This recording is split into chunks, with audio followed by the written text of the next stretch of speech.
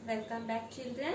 तो अभी तक हमने बचपन इस पार्ट के 2 पैराग्राफ देखे हैं। उसमें से पीछे के पैराग्राफ में हमने देखा है कि लेखिका जो है उसे हर इतवार के दिन यानी कि संडे के दिन खुद के काम खुद करने पड़ते थे और वैसे ही उन्हें हफ्ते में एक बार कस्टर्ड ऑयल या जैतून का तेल या फिर ऑलिव ऑयल पीना पड़ता था, जो सेहत के लिए बहुत ही अच्छा है।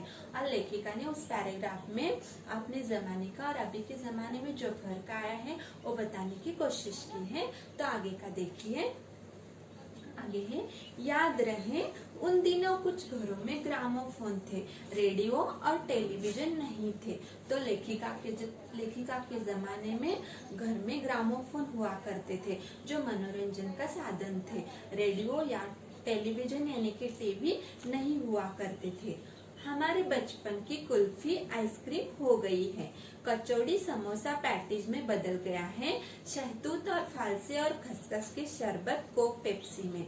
जैसे कि लेखिका के जमाने में खाने पीने की चीजें जो थी वो थी कुल्फी और आइसक्रीम हुआ करते थे, पर अभी के जमाने में कोक और पेप्सी का जमाना आ गया है। तो बच्चे अभी कोक और पेप्सी पी रहे हैं और वैसे ही कचौड़ी समोसा पैटीज खा रहे हैं। जैसे कि पुराने जमाने में शहतूत और फालसे के शरबत पिया करते थे, खसखस के भी शरबत पिया करते थे। उन दिनों कोक नहीं लेमनेड विंटो मिलती थी। तो लेखिका के जमाने में कोक या पेप्सी नहीं मिला करते थे, तो उनके जमाने में लेमनेड यानी कि नींबू पानी का शरबत मिलता था। शिमला और नई दिल्ली में बड़े हुए बच्चों को वेंगर्स और डेबिको रेस्तरां की चॉकलेट और पेस्ट्री मजा देने वाली होती। हम भाई बहनों की ड्यूटी लगती शिमला माल से ब्राउन ब्रेड लाने की। तो लेखिका ने यहाँ पे शिमला का वर्णन किया है। तो शिमला और दिल्ली में रहने वाले जो बच्चे हैं उनको उस समय वेंगर्स और डेबिको रेस्तरां की चॉकलेट और पेस्ट्री खाने में बहुत ही मजा आता था। और वैसे ही लेखिका के घर में उनके जो भाई बहन थे उनकी ड्यूटी यानी कि उनका हर रोज का काम था कि मॉल जाकर ब्राउन ब्रेड खरीद कर लाना। हमारा घर मॉल से ज्यादा दूर नहीं था, एक छोटी सी चढ़ाई और गिरजा मंदिर पहुंच जाते। वहां से एक उतराई उतरते और मॉल पर कन्फेक्शनरी काउंटर पर तरह तरह की पेस्ट्री और चॉकलेट की खुशबू मन भावी। तो लेखिका के घर से जो मॉल था यानी कि जहाँ पे बहुत सारी चीजें मिलती है, ऐसी जगह जिसे मॉल कहा जाता है, तो जो मॉल था वो लेखिका के घर से बहुत ही पास था। वो जैसे ही छोटी सी चढ़ाई चढ़ते ही वह गिरजा मैदान पहुंच जाते और एक उतराई उतरते ही वो मॉल में पहुंच जाते थे। तो वहाँ पर कन्फेक्शनरी काउंटर पर जो तरह तरह की पेस्ट्री और चॉकलेट रहते थे उनकी खुशबू बहुत ही अच्छी थी। खुशबू यानी कि स्मेल या उसे गंध भी कहा जाता है। हमें हफ्ते में एक बार चॉकलेट खरीदने की छूट थी। तो लेखिका के घर में हफ्ते में यानी कि हफ्ता यानी वीक में या फिर हफ्ते में एक ही बार चॉकलेट खरीदने की छूट थी, यानी कि एक ही बार उनको चॉकलेट खरीदना था। सबसे ज्यादा मेरे पास ही चॉकलेट टॉफी का स्टॉक रहता था। तो लेखिका के घर में जो भी उनके भाई बहन थे तो उनमें से सबसे ज्यादा लेखिका के पास ही चॉकलेट और टॉफीज का स्टॉक रहा करता था। मैं चॉकलेट लेकर खड़े खड़े कभी न खाती। तो लेखिका जो है वो जैसे ही चॉकलेट लेती वैसे खाती नहीं थी। तो बहुत सारे बच्चों की ऐसी आदत होती है, तो चॉकलेट देखते ही वो उस पर टूट पड़ते हैं, यानी कि वो जब तक वो उसे खाते नहीं तब तक उनको अच्छा नहीं लगता, तो वो जल्दी से खा जाते थे। पर लेखिका की क्या आदत थी, वो जल्दी से नहीं खाती थी।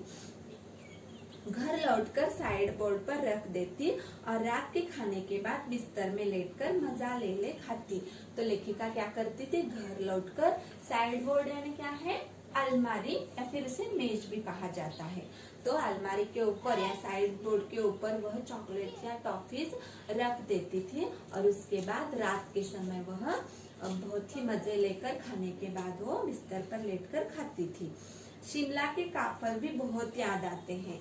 तो शिमला काफल यानी क्या है, देखिए बच्चों, काफल यानी फ्रूट, एक पेड़ का ऐसा फल जिसका नाम कायफल भी है, जिसे कायफल भी कहा जाता है, जो शिमला में मिलता है। तो वो लेखिका को बहुत ही याद आ रहा है। खट्टे मीठे कुछ एकदम लाल, कुछ गुलाबी रस भरी कसमल, सोच कर ही मुंह में पानी आ जाए। तो इसका स्वाद कैसा रहता है? खट्टा मीठा रहता है। ये जो काठफल रहता है इसका स्वाद खट्टा मीठा रहता है और इसका रंग गुलाबी होता है और ये बहुत ही रस भरा और कसमल होता है, जिसे देखकर लेखिका के मुंह में पानी आ रहा है, यानी कि लेखिका को खाने के लिए चाहिए, ऐसे हो रहा है। चेस्टनट एक और गजब की चीज, आग पर भुने जाते और फिर छिलके उतार कर मुंह में। तो वैसे ही काठफल के जैसे ही चेस्टनट, चेस्टनट क्या है देखिए बच्चों, जिसे शहबलूत का फल भी कहा जाता है, जो शिमला में प्रसिद्ध है, शिमला में मिलता है। चेस्टनट यानी शहबलूत का फल, जिसे भून कर खाया जाता है। वो भूनने के बाद उसके ऊपर जो छिलका रहता है उसे निकाल कर वो फल खाते हैं। तो उसकी भी लेखिका को याद आ रही है। चने जोर गरम और अनारदाने का चूर्ण। हाँ, चने जोर गरम की पुड़िया जो तब थी वह अब भी नजर आती है। तो वहाँ पे और क्या क्या खाने के लिए मिलता था देखिए बच्चों, वहाँ पे चने जोर गरम यानी कि भुने हुए चने और उसके साथ अनारदाने का चूर्ण मिलता था, जो पुड़िया के साथ खाया करते थे। पुराने कागजों से बनाई हुई इस पुड़िया में नीरा हाथ का कमाल है, नीचे से तिरछी। तो वह चने खाने के लिए एक अलग से नीरा बनाई जाती है, जो इस तरह से होता है, जो चने खाने के लिए इस तरह से होता है, जो नीचे से तिरछा होता है और ऊपर का हिस्सा जो होता है वो फैला हुआ होता है, जिसमें आसानी से हाथ जाता है और अच्छे चने खाने के लिए मिलते हैं। तो इस तरह से वह बनाते हैं। नीचे तिरछी लपेटते हुए ऊपर से इतनी चौड़ी कि चने आसानी से हथेली पर पहुंच जाए। एक वक्त था जब फिल्म का गाना चना जोर गरम बाबू में लाया मजेदार, चना जोर गरम उन दिनों स्कूल के हर बच्चे को आता था। तो लेखिका के जमाने में इस चने के ऊपर एक गाना भी था जो बहुत ही मशहूर था और हर एक बच्चे के मुंह में वह गाना हमेशा होता था। वो है चना जोर गरम बाबू में लाया मजेदार। कुछ बच्चे पुड़िया पर तेज मसाला बुरकवाते, पूरा गिरजा मैदान घूमने तक यह पुड़िया चलती। तो कुछ बच्चे क्या करते थे, पुड़िया पर जो तेज मसाला है वो बुरक कर उसे खाते खाते पूरा गिरजा मैदान घूम जाते थे। एक एक चना पापड़ी मुंह में डालने और कदम उठाने में एक खास ही लय रफ्तार थी। तो बच्चे क्या करते थे, जो गिरजा मैदान है वहाँ पे घूमने के लिए जाते, तो वैसे ही पुड़िया लेकर वो एक चना और पुड़िया खाते खाते पूरा मैदान तेज रफ्तार, रफ्तार यानी क्या है, स्पीड, जिसे स्पीड कहा जाता है, स्पीड से अच्छे से वह घूमते थे। छुटपन में हमने शिमला रिज पर बहुत मजे किए हैं, घोड़ों की सवारी की है। शिमला के हर बच्चे को कभी न कभी यह मौका मिल ही जाता है। तो छुटपन में यानी क्या है, छुटपन यानी चाइल्डहुड या फिर उसे बचपन भी कहा जाता है। तो छुटपन में लेखिका जो थी उन्होंने रिज पर बहुत ही मजे किए हैं, यानी कि उन्होंने शिमला में बहुत ही मजे किए हैं। घोड़ों की सवारी की है, उन्होंने क्या किया है, घोड़ों की सवारी यानी राइड, घोड़ों पे बैठकर उनकी सवारी की है। शिमला के हर एक बच्चे को यह मौका जरूर मिलता है, घोड़ों पर बैठकर सवारी करना वहाँ का बहुत ही पसंदीदा खेल माना जाता है। तो हर एक बच्चे को यह मौका हमेशा मिलता है। तो बच्चों, इस पैराग्राफ में लेखिका ने शिमला